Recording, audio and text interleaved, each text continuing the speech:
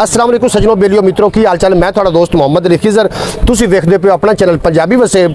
अज जनाब असी नूर शाह की सरजमीन ते मौजूद हैं। नूर शाह की सरजमीन ते भाई आज़म की शादी में मैं शिरकत वास्ते आया। तो इतने मैंने तरीके लबैक पाकिस्तान के अमीर मैंने मिल पे, उन्होंने गलबात करते हैं और उन्होंने सारा तारफ भी लेने हैं और किस तरीके वर्क कर रहे हैं उन्होंने बाकी की गलबात करने। अस्सलाम वालेकुम भाई साहब। वालेकुम सलाम वरहमतुल्लाहि वबरकातुहू। अपना की नाम है? अब्दुल रज़ाक कादरी, अमीर पीपी 198। अब्दुल रज़ाक कादरी जी। अपना की नाम है? जी मोहम्मद अख्तर रिजवी। मोहम्मद अख्तर रिजवी। इतों तुसी मतलब पिछली दफ़ा जो वोटिंग हुई है जी जी ते तुसी मुंतखब आए इतों दे?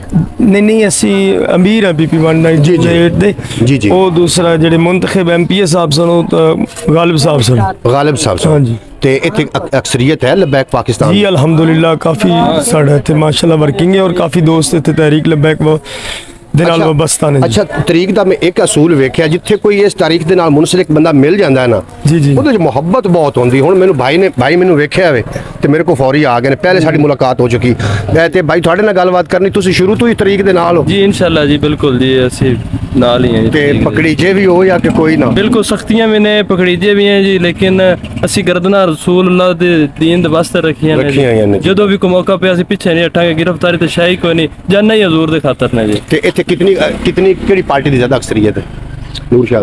नूर शाह च काफ़ी पार्टियां दी अक्सरियत है अल्हम्दुलिल्लाह। टीएलपी दी भी काफ़ी यानी कि ना लोग इत्थे ने। ते तुसी वर्किंग की होंदी अपना वर्किंग रोजाना तौर ते की करदे हो तरीक दे हवाले नाल?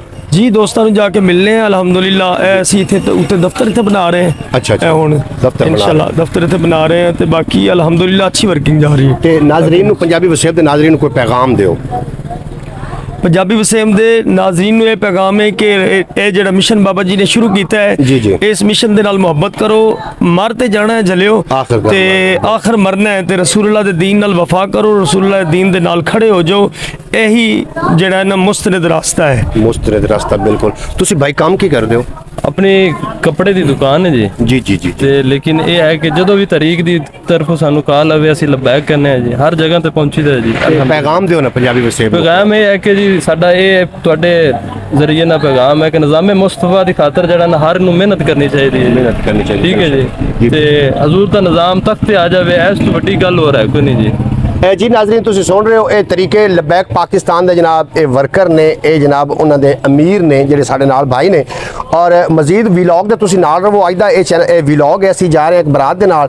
तुसी साडे नाल रहना। अगर वीडियो चंगी लगे चैनल को सब्सक्राइब कर लेना ते बैल नोटिफिकेशन जरूर प्रेस कर लेना ताकि मुस्तकबिल जितने वीलॉग अपलोड होवन सब तो पहले नोटिफिकेशन तुहाडे तक पहुंच जाए। और बाबा जी हजूर फरमाइंदे हुंदे सी, बाबा हजरत ते बाबा खादिम हुसैन रिजवी रहमतुल्लाह अलैह फरमाइंदे हन कि निग्गी चादर तान के सौ गए, मालिक चोर सियाण के सौ गए, ओए लुट्टण वाले रज के लुटिया, जागण वाले जान के सौ गए। नाजरीन थानू सारिਆਂ ਨੂੰ पता है अगर अखी दी ऐनक उतारी जाए तो जिस तरीके का हालात चल रहे हैं पाकिस्तान के अंदर सानू चाहिए दामन मुस्तफा कानून मुस्तफा और जनाब फरमान मुस्तफा ते असीं अमल करिए ताकि अवाम भी खुशहाल होवे और साडा पाकिस्तान भी खुशहाल होवे। इस पैगाम के नाल इजाजत दिओ, मिलते हैं इंशाअल्लाह ताला नवे व्लॉग के नाल। साडे नाल ही रहना। पाकिस्तान जिंदाबाद, मेरे दोस्त पैंदाबाद। लब्बैक लब्बैक लब्बैक या रसूल अल्लाह, लब्बैक लब्बैक लब्बैक या रसूल अल्लाह। ताजदार खत्म नबूवत जिंदाबाद जिंदाबाद।